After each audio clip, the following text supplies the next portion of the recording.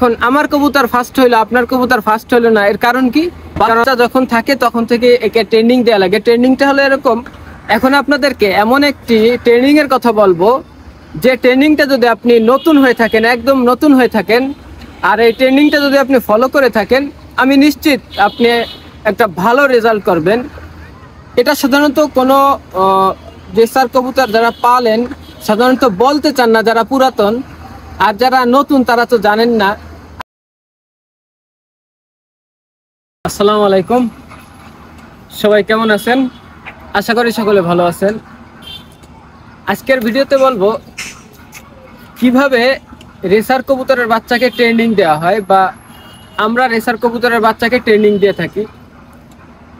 আর ভিডিওটা আপনারা শুরু থেকে শেষ পর্যন্ত দেখার চেষ্টা করবেন। নতুনদের জন্য আশা করি খুবই উপকার হবে, আর যারা পুরাতন আছেন তারাও দেখার চেষ্টা করবেন। যদি কোনো ভুলভ্রান্তি হয়ে থাকে অবশ্যই আমাকে কমেন্টে জানাই দিবেন, আমি শুধরে নেওয়ার চেষ্টা করব। রেসার কবুতরের বাচ্চার ট্রেনিংয়ের প্রথম ধাপ হলো বাচ্চাকে ঘর চিনানো। তো ঘর চিনানোর পদ্ধতিটা হলো, প্রথমে বাচ্চাকে ঘরের ভিতরে আগে 2 দিন রেখে দিই। যে ঘরে আর কি বাচ্চাকে সেট করব, যে ঘরে চিনাবো, সেই ঘরের ভিতরে প্রথমে 2 দিন রেখে দিব। 2 দিন রেখে দেওয়ার পরে তৃতীয় দিন একটা খাঁচার ভিতরে ভরে লফটের সামনে রেখে দেব। সামনে 2 দিন রেখে দিব।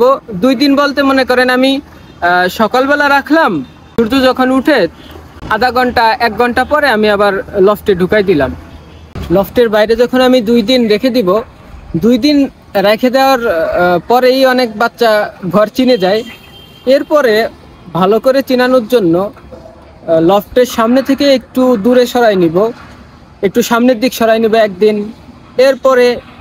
এরপরের দিন আবার একটু সাইডে নেব, ডাইন সাইডে নেব, আর বাম সাইডে নেব, একেবারে উঁচার সাইডে নেব।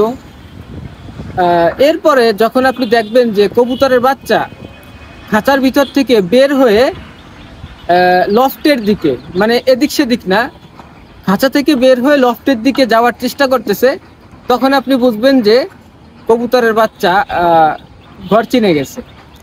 তখন আপনি বাচ্চাকে খাঁচা থেকে ছেড়ে দিবেন।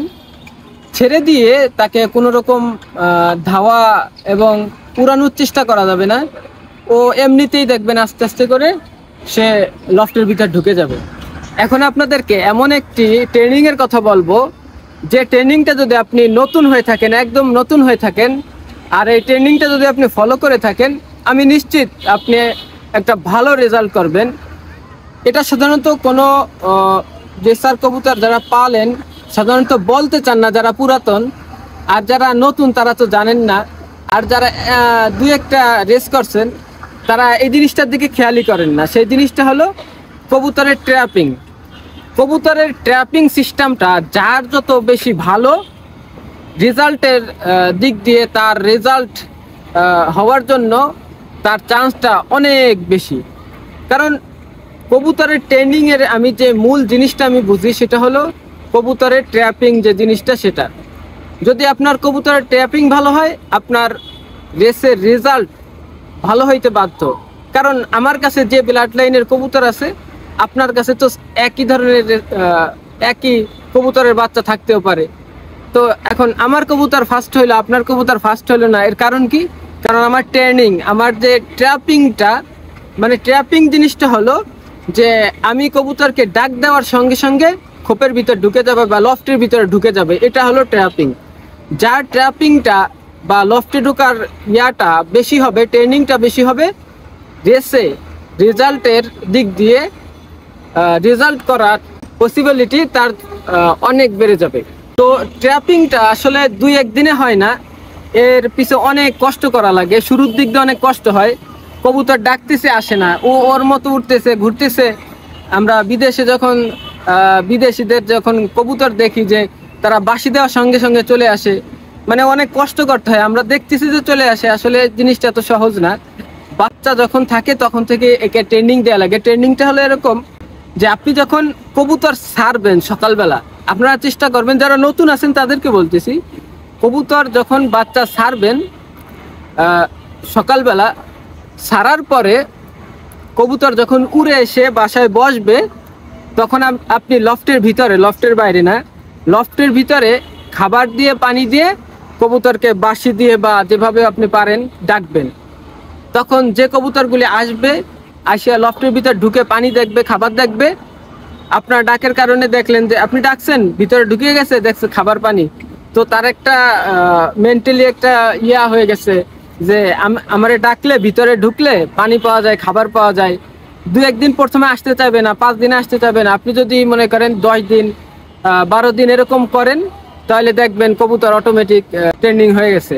এই জন্য ছোটবেলা থেকে যখন আপনারা বাচ্চা ট্রেনিং দেবেন, তখন চেষ্টা করবেন যে ট্র্যাপিং সিস্টেম যেটা আছে এটা খুবই গুরুত্বপূর্ণ এবং রেজাল্টের দিক দিয়ে খুবই কার্যকর, এর বিকল্প নাই। যদি এই নিয়মটা ফলো করেন, আশা করি আপনার রেজাল্ট পাওয়ার সম্ভাবনা অনেক % বেড়ে যাবে। তো আজকের ভিডিও এ পর্যন্তই। আশা করি যারা নতুন আছেন সকলের উপকার হবে ভিডিওটা, আর যারা পুরাতন আছে আমার কথার ভিতরে যদি কোনো ভুল ভ্রান্তি বা কথায় দ্বিমত থেকে থাকেন আপনারা, তাহলে অবশ্যই আমাকে কমেন্টে জানাবেন, আমি শুধরে নেওয়ার চেষ্টা করব, কোনো সমস্যা নাই। তো আজকের ভিডিও এই পর্যন্তই। সকলে দোয়া করবেন। আসসালামু আলাইকুম।